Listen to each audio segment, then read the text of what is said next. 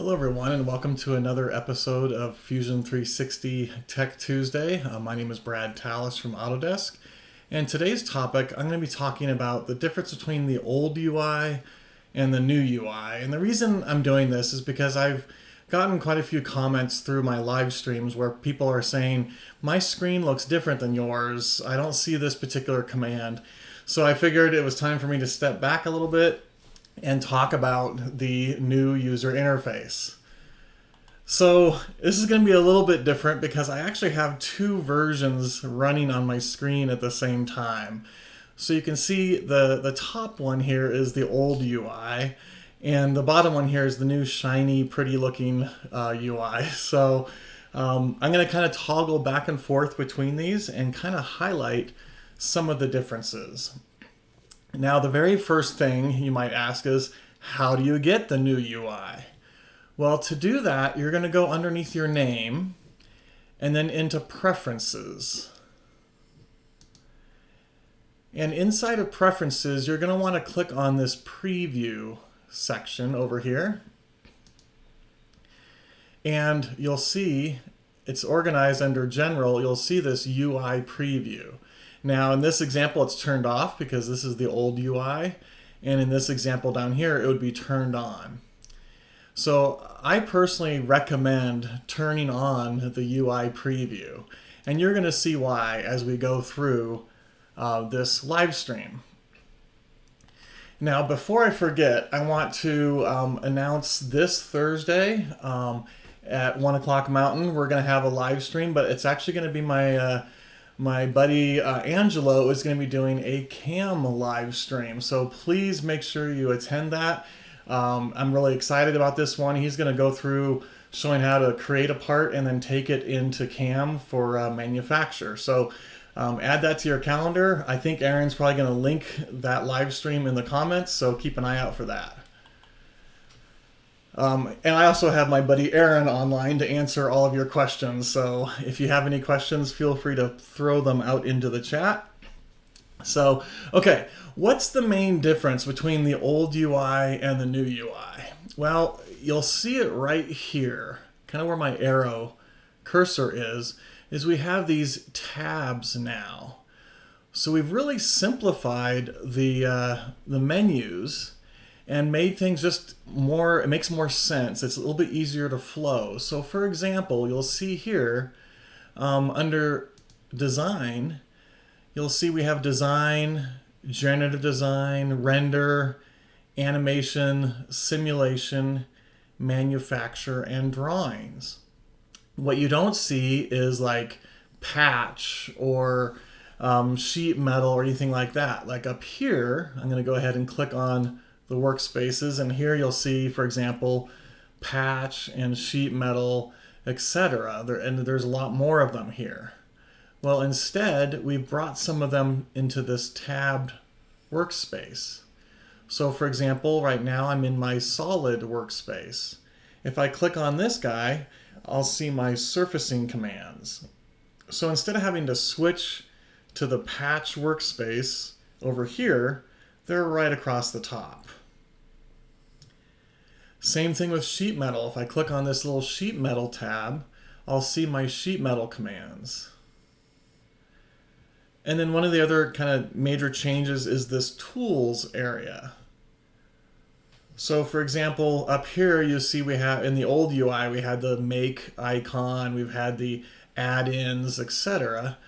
But here they're now organized under the tools tab. So here's your 3D print, your proto labs, etc. We also have our add-ins, for example, our app store or your scripts and add-ins. And then we also have utilities such as managing your materials or forcing a compute all, for example. And then you'll see all of your inspection commands such as measure, draft analysis, clash analysis, etc. throughout here. Okay, so this is kind of one of the major changes is this tabbed workspace. And I personally really like it. I find it much easier to use than having to constantly switch into different workspaces. Okay. So the next thing is we've also renamed some of them. Now it's kind of hard for me to show because they're both named the same. But for example, what used to be called CAM is now called manufacture, and this makes more sense because you could do water jet, laser, CAM, etc. under the manufacture. So you'll see some of the names have changed. And then we also have, for example, in here, generative design. And this is some really cool technology. I'm not going to go into it today, but it basically allows you to generatively design your models. So take a look at that. You can search on YouTube for Fusion 360 generative design, and maybe we'll do a future live stream on that topic. The other thing you'll notice is that I have more icons available to me across this menu. So for example, up here in the old UI, under Create, you can see I only had about 3 icons. And yes, I could add more icons in there if I wanted to. But here, because we've removed some of the unnecessary menus, we have a lot more ability to add extra icons in here. Now you have control over what commands show up here. So for example, you can see I have this sphere command. Now I can come in here, I'm just going to go ahead and drag that off so you can kind of see it went away. And I'll show you how you can add commands into these menus. So to get rid of any of them, you just basically drag off of the menu. So you can kind of see I'm taking this pattern and I'm dragging it off of my menu there. You'll also see this whole command is if I click and drag on it, I can move it around. So I can organize where I want that whole command. So here you can see I've put it at the end. Or if I click and drag it and hold to the left, you'll see I can reposition where I want those commands. Okay. If I want to add a custom command to my menu, or I should say a command to my menu, I'm just going to come under here, like for example, under the sphere, and you'll see these 3 little dots. Now if I click on those 3 little dots, I get some options here. Pin to toolbar, pin to shortcuts, and change keyboard shortcut. And I'm actually going to talk about this one a little bit later, but I'm going to say pin to toolbar, and you'll see that it put it up into my toolbar. So if there's any commands that you might use quite a bit, such as, for example, the sweep command, you can come in here and say pin to toolbar, and it's going to add that command to your toolbar. The other one in there is, let me go ahead and let's just do like a cylinder. You'll see it says pin to shortcuts. Now I want to highlight what that means. So if I'm just out here in my screen, if I hit the S key on my keyboard, this brings up my shortcuts menu. And this is a very handy tool that I don't really show all that often, and I probably should show it more. But this S key, S is in shortcut, allows you to add the commands you use quite often. And it also allows you to search for particular commands.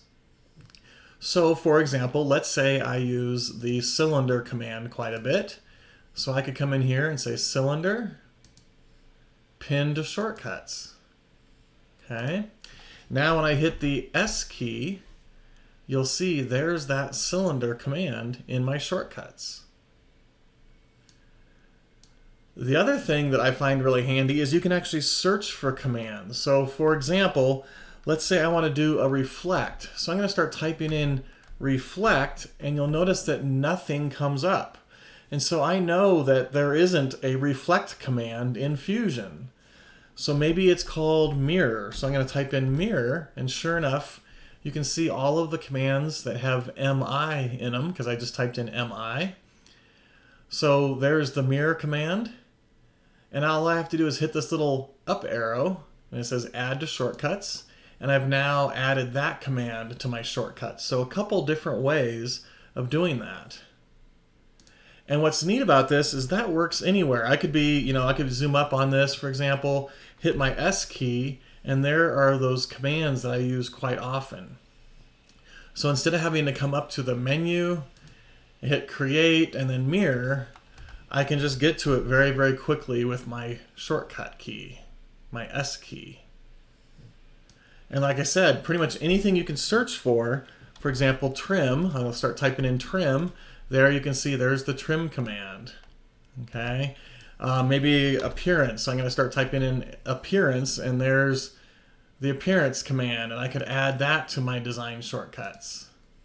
And next time I hit the S key, there's my appearance command. So as you get more proficient with the product, I personally recommend using shortcut keys like L for line or design methods. So let's say you're doing a lot of extrusions. You might want to put the extrude command in there, but maybe the other person does a lot of trimming and surfacing. They might want to put some of the surfacing commands in there. So definitely use that to your advantage. Okay. So, like I mentioned, you can have commands across the top here. And we've also organized it to make a little bit more sense in, like, for example, this menu here. And again, it looks kind of weird because I have my screen split. But basically, you can see under the Create menu, you can create components, you can create sketches, you can create forms, you could create a derive, and again, I'm not going to go into too much detail, but it basically allows you to start with a particular component and kind of derive a different one off of that, which is kind of cool. You could create extrudes, revolves, sweeps, etc. You could create your, your solids like your boxes, cylinders, spheres, etc. You can create patterns and mirrors. So you can see that pretty much all of these commands have to do with the create. And then we have modify. And you'll notice the modify menu is going to be a little bit shorter. But basically, once you've created something, you can then modify it by using, for example, press pull, or adding fillets or chamfers, shelling the part out, maybe moving the part around, modifying its physical material or its appearance. You could modify what the shape of it looks like, with parameters, which we've talked about previously. Okay. So for example, I'm going to go back to the old UI, and you can see the modify menu here. You can see the create menu here also. Okay. Okay, one of the other things I like with the new UI is if you have a whole bunch of designs open. So I'm going to go ahead and click this little plus symbol, and you'll see it created a new design. I'm going to do this multiple times. So you're going to see it's going to add a whole bunch of these designs across the top here. Well, what if I have a whole bunch of them, like let's say maybe like 15 of them or so. You can see I now get this little pull down. So instead of making these little tiny little tabs or whatever, it puts as many as it can per my screen size. But now I have this little pull down, and I can pick any of these designs. So for example, the very first one, and it's going to take me to my very first design. So that's another cool little trick not a lot of people know about. I typically don't have that many across, but maybe if I was working on a complicated project or something like that, I might actually have this many tabs open. Okay, I'm going to go ahead and close these out because I don't really need them. Okay, let's just leave a couple up. That's fine. Okay, the next really big change, I think, and probably my favorite, is when you actually create a sketch. So I'm going to do this in the new UI. So I'm going to say create sketch. And you're going to see it's going to allow me to pick which plane I want to sketch on. So I'm just going to click on this front face. You're going to see this new command right here, this new tab, and it's kind of highlighted in blue. You also see that Finish Sketch is highlighted in blue. So this is a very visual way of letting me know that I'm in the sketch menu. previously, for example, if I said create sketch, I'll do the same thing. You really didn't know that you were in the sketch menu except for this icon up here, for example. And this got a little bit confusing to some people. They were like, why am I not seeing stuff in 3D, etc., etc. So we made it so you can definitely tell that you're in this like sketch environment. Okay. And now the other thing I think is really neat is, for example, I could switch to my solid tab and see, all my solid commands or whatever, but you can see that that sketch is still highlighted. So I know that I'm actually actively working on a sketch.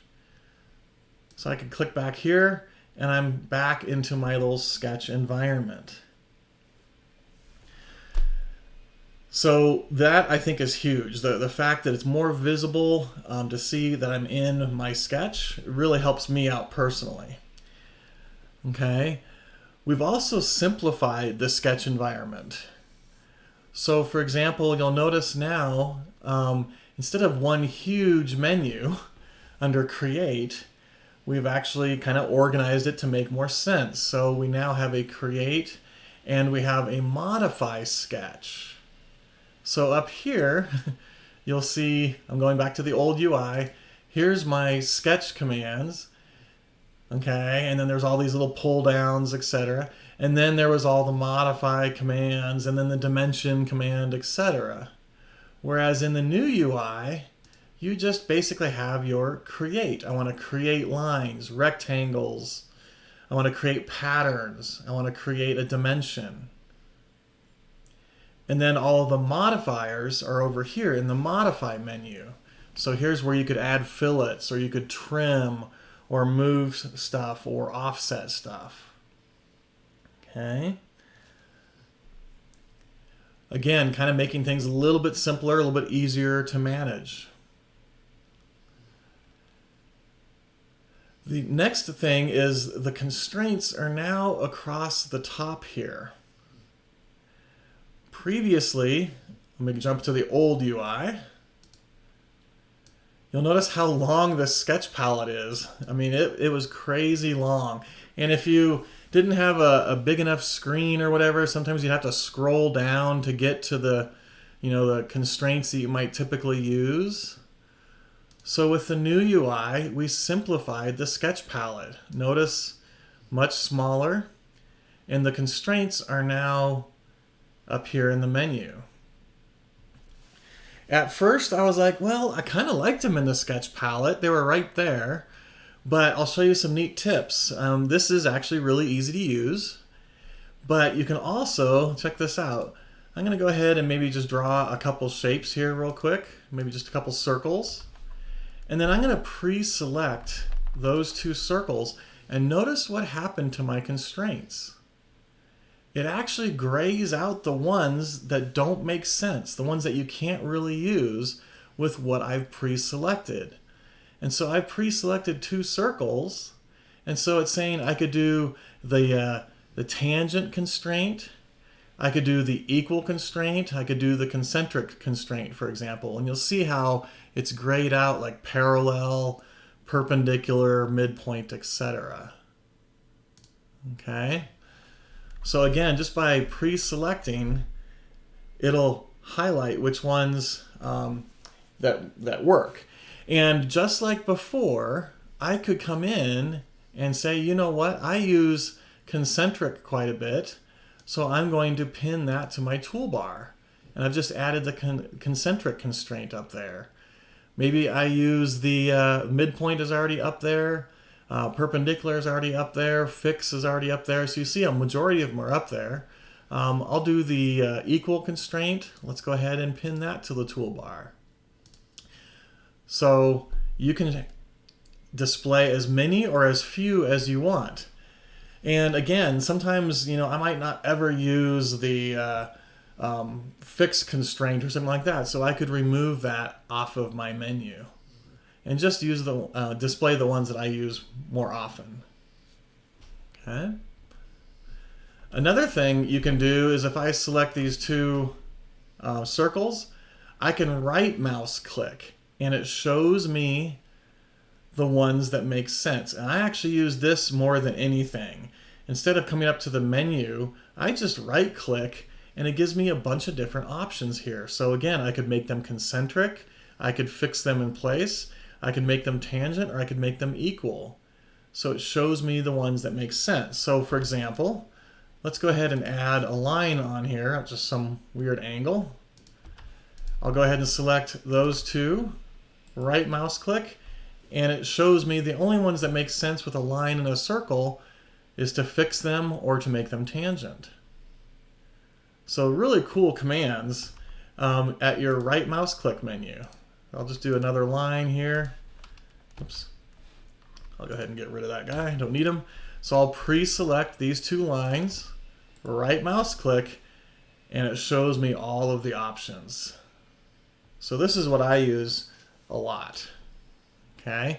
You also see really easily I could, for example, change those to construction, right? Just by clicking on them, right mouse click, I could say normal or construction instead of having to come over to the sketch palette to do that. So that's one of the major changes is the sketch palette has been simplified. There's some new additions that I haven't really highlighted here. Let me go ahead and just throw a couple dimensions on here real quick. Like so. Let's just dimension this guy, and then I'll leave that other one blank. So one of the options in the sketch palette you can see here is show dimensions. So you can actually toggle this on or off. So if your sketch gets kind of complicated, gets kind of lots of stuff on it like dimensions, etc., you can turn off show dimensions. Same thing with if you have a lot of constraints on there. I don't have hardly any. So let's just go ahead and do, for example, a perpendicular.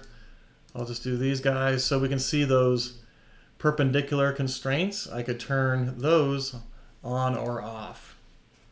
So a neat little option there. And I think we just added this show projected geometries toggle in one of the latest updates. So for example, let me go ahead and create an offset plane like so. Okay, I'll go ahead and create a sketch on that plane, and I want to project this end. So I'm going to come under Create, Project, and I'll just go ahead and project that like so and say OK. And if I toggle this show projected geometries on or off, you can still see it kind of shows that profile, but it's turning off all those little dots that show, hey, this is linked to this particular object here. So that's another neat new little enhancement right there. Okay. Let me see. Oh yeah, so another thing, and I've kind of shown this already, when I right mouse click, I get my menu up here, which it's called a marking menu. So you can kind of see, for example, if I go to 12 o'clock, it'll repeat the last command. I've got press pull, I've got the whole command. But down here you'll see some commands, and this has been simplified. And I'll show you the old UI and I'll show you this new one. So notice you'll see in here, for example, the line, rectangles, circles, splines, commands that you might use quite often. Okay. In the old UI, when I right mouse clicked, it was just basically every single command. So I have to fly out and click on shell or whatever. So there was just a lot going on in here that people didn't use very often. So with this new user interface, you'll see, the commands that you use much more often, such as panning, zooming, line commands, rectangle commands, etc. So we've simplified the right mouse click quite a bit. Okay, I see a lot of questions and comments going into the chat, so thank you, Aaron, for answering all of those. One of the last things I really want to talk about is the custom keyboard shortcuts. Now, I mentioned the S key, And I'm actually I'm gonna make my screen bigger now since I'm kind of done talking about the old UI. So I'm still in my sketch menu right now. I know that because I can see it's blue and blue right there. So I'm gonna say finish sketch, and I'm back into kind of my 3D representation now. If I go ahead and edit that sketch, again, very visible visual confirmation that I'm in my sketch menu. Okay, so I talked about the S key, where if I hit S, it brings up my shortcuts. Now notice what's going on here. I'm in my sketch environment, and so I see my sketch type commands. Okay, if I were just out here and I hit my S key, I see my design shortcuts. So I don't see my sketch shortcuts, I see my design shortcuts. If I were in drawings, you would see drawing shortcuts. So these shortcuts exist for any of the environments that you're in, such as your regular modeling design, rendering, simulation, CAM, and even drawings, for example, have their own individual little design shortcuts, or I should say shortcuts. Okay, so I personally recommend using the S key. The other thing you can do is to create custom keyboard shortcuts. So you're probably familiar, for example, with like L for line, H for hole, E for extrude. But notice under like revolve and sweep, you'll see like, for example, under revolve, Control Shift R. Well, this isn't a standard command. This is something that I added. Same thing with this sweep command. So check this out. I'm going to go ahead and let's just use the revolve command.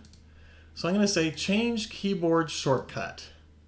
And you'll get this little menu that pops up, and it allows you to assign a new shortcut key for revolve. So I'm just going to hit R on my keyboard. And notice it says, hey, that conflicts with an existing command called 2-point rectangle. So I can't use just R. Well, R makes sense for revolve, so maybe I'll do like Control R, and now notice I didn't get an error message that time. So I know that I could use Control R. Let's try Alt R, and it says, okay, that one's reserved, so I can't use that one. Okay, so just keep an eye out right here if it'll tell you whether or not you can use that. So I can't use Alt R, but I can use Control R. Or I could try Shift R, and sure enough, that works.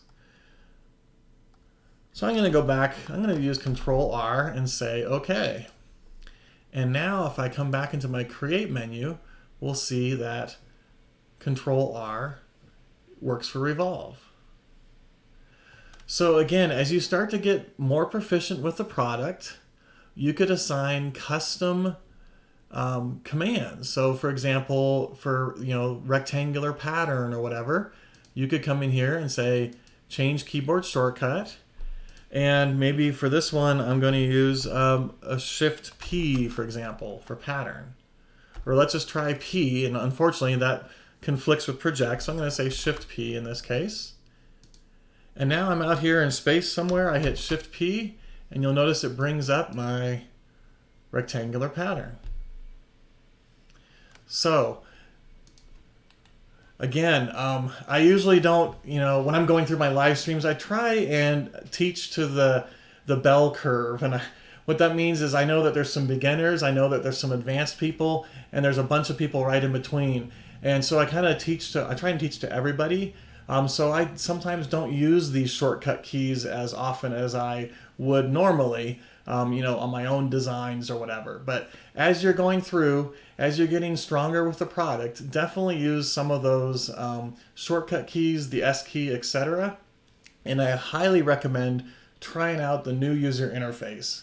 It'll probably take you 15-20 minutes to kind of get used to it, and you're like, why didn't I switch earlier?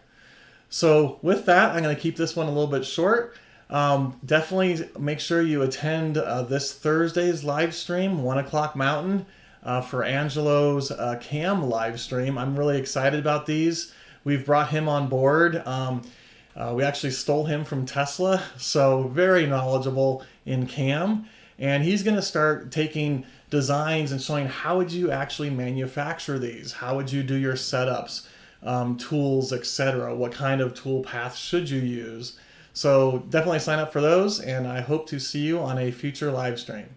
Thank you.